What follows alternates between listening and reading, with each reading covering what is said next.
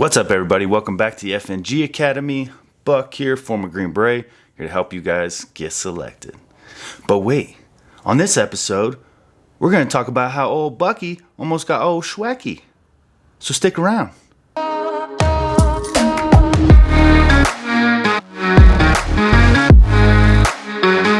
Alright, what's up, guys? So on this episode, like we talked about, I'm going to break down some more footage for you. What? This shit was scary as all hell. And it was one of the few times that old Buck almost got old killed. Alright, so this footage is from an Apache that was flying over above, laying down some cover fire for us. I'll show you the clip that I got from the Apache footage. Obviously, I blacked out all the data that comes on that footage for OPSEC purposes, but you'll get the idea. What had happened was, we were in a valley, in the ISIS valley, and we were going to conduct a cache, weapons cache. We're trying to find it. So we were pushing through that valley to try and get to that weapons cache, which is just should have been, based on our intel, surplus of weapons that we want to capture and destroy so they couldn't be used against us. So during that operation, we get intel that there's two enemy fighters to our east, dug into a position, and they have confirmed AK-47s next to their bodies. And my team sergeant decides that it's a good idea that we go schwack these dudes. So he says, Buck, let's roll, grab some commandos, and let's go. The idea was that we would have a decent amount of commandos that would go with us. But in true fashion, in true Afghanistan fashion, that's not what happened. We jump out of the truck, we get ready to roll, and there's like three dudes, and they are all scared shitless. So we know that this is going to be a bad situation, but we go anyway. Thank God for my homie from that EOD video I was telling you guys about. Saw us, just me and my team sergeant, with a bunch of shaking ass soldiers, commandos going with us, and decided he wasn't going to let that happen. So my dude jumped out from safety, which is crazy because he's been looking for bombs all day, and finally gets to rest in an armored vehicle for a minute. And what does he do?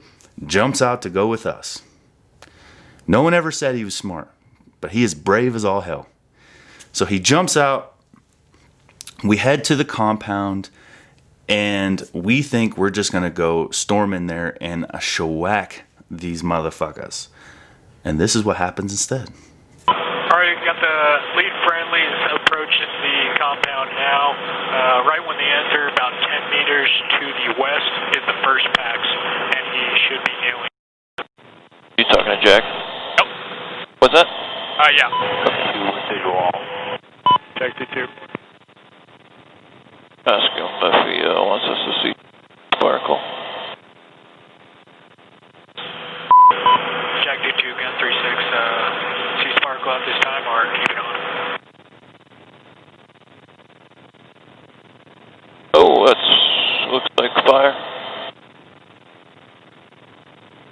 Looks like they're doing. Yep, they're shot. They're shooting. Yeah, they're shooting in there. You copy. Call Jack, tell him we observe shots.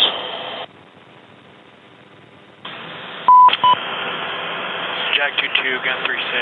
Looks like we were observing rounds fired. Gun 3-6, confirm you said ground fire? Yeah, I think, but it might have been their flashlights. Roger, we're seeing ground fire inside the compound at this time. Were you seeing it unaided? Nope, I'm seeing it on the T-deck. Oh, you saw them shoot? Yeah. Friendlies are shooting into the orchard at this time.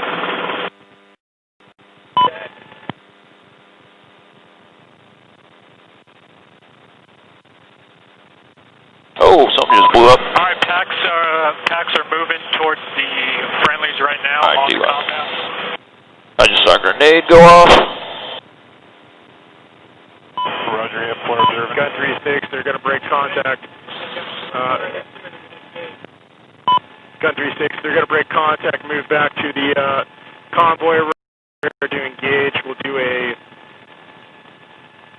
East to west, running, heading, do not fly at or overhead, friendly. Let me know the standoff distance if that's going to be within danger clear. Roger, Is that a bad guy? Yep, they're shooting at bad guys, so we're cleared to engage. Hold on, east to west. Hey, Roger, we got him inside. He's shooting you. Shoot him too, I'm sure. Shoot again. Shoot again. Alright, ceasefire. Alright, we're out. Turning to my GTL. Like they're right here. I'm south. I'm searching for you. Stay position. Roger, I should be up and out your right door. I'm right on 2 packs, Mike. You're clearing. Alright, we're coming inbound. I clear to fire. Roger. Firing.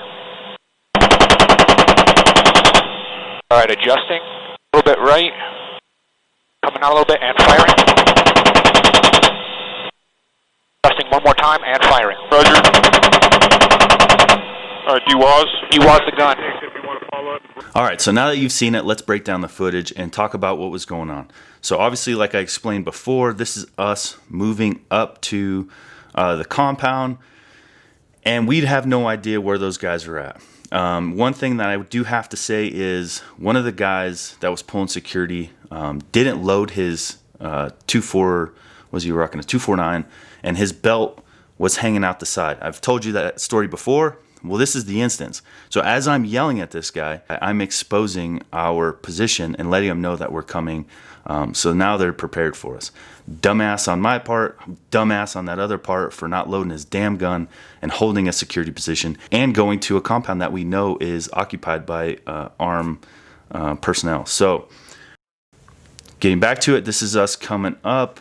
The big one right there is dark as shit and we're under nods, obviously. So that's why you'll see some kind of like shaky walking, and we're doing our best not to trip. So you guys will find out as you're walking in nods, it's really important you take big heel to toe steps. Last thing you want to do is trip in a gunfight. So that big ass dude right there, that's my EOD boy. I'm the last one on the compound watching our 6. So we're stacked up on the wall. We're ready to go in, and we're about to flow in and just conduct normal CQB operation. Luckily, my team sergeant decided he was going to pie instead of just flowing in. That saved our lives. In all honesty, that saved us. So there, you can see us stacked. See how we all tightened up. We're getting ready to flow into the compound. My team sergeant takes the number 1 position. Those 2 guys to the left of him are commandos, and then the rest of the guys on the right are commandos with us. So as far as U.S. personnel in this one, as far as I remember, I'm pretty sure it's just me, the team sergeant, and my EOD tech. And then the rest of those guys are Afghan commandos. So what you're seeing here is the team sergeant's looking. He decides to pie. He sees a guy. He doesn't see this guy just to the right that's really close. He sees another guy in the compound and decides he's going to try to take him out before we flow in, not realizing that there's multiple combatants in there and one of them being right there.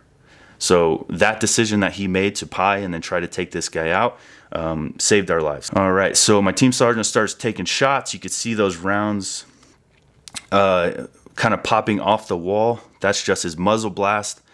He's not hitting the wall. He's shooting that guy. I'm pretty sure he hit him. But then he starts taking heavy fire back. And then the wall starts getting lit up. You can see the rounds exploding off the wall. Then you see the Afghan commando on the left. He shoots, and he doesn't aim because why the fuck would you? And he shoots the wall. The wall exploding, that's the commando shooting the wall. And then you'll see on the far right, that's my team sergeant as he starts hopping up and down. He just took a ricochet from the wall because that commando is shooting the wall. And then you'll see the guy is still just on the other side of the wall. He has not been engaged yet, so he knows he's in a good position. So my team sergeant is trying to assess his damage. He lets us know that he's been shot. He took a round to the leg. He did have 5.56 in his leg from that commando. So then he makes another good call to start throwing grenades. There you go. You'll see on that top is, I'm pretty sure that was my EOD buddy throwing grenades. And then something happened that we didn't expect. So we start throwing grenades over the wall, and instead of that enemy combatant running away from the grenades, he runs at us. So now we have the enemy combatant running at the wall, and now we are back to back with one of the enemy. There's multiple in that compound, but this one realizes that he has not yet been specifically targeted and uses that to his advantage. I will give him that. That was a ballsy ass move. And he had grenades on his body, because obviously he ended up getting schwacked, and he could have just dumped those grenades over, and that would have taken us all out. So we started to hit a lull to where we're just getting stuck, shooting back and forth at these guys. So I made the call. My team sergeant's hit. He wants to get in there. I get it, but I made the call that we need to pull back and let the Apache do a gun run over there and hit him with some 30 mic and soften the target. So that's what we're doing. We're pulling back to the last cover and conceal position.